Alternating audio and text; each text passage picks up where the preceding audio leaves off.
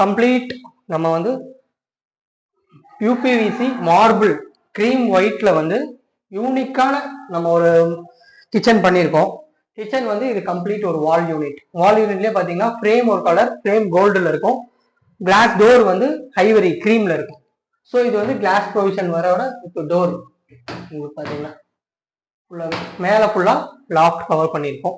கீழே அதே மாதிரி அவங்க பாட்டம் க்ளோஸ் பண்ணி ஆஸ் யூஸ்வலாக நம்ம இது வந்து செமி மாடலர் தான். ஃபுல்லாக நம்ம க்ளோஸ் பண்ணி கட்லரிஸ் நம்ம யூஸ் பண்ணியிருக்கோம். இங்கே ஃபுல் அண்ட் ஃபுல் நம்ம கட்லரிஸ் யூஸ் பண்ணியிருக்கோம். ஒரு ஸ்பூன் வைக்கிறது.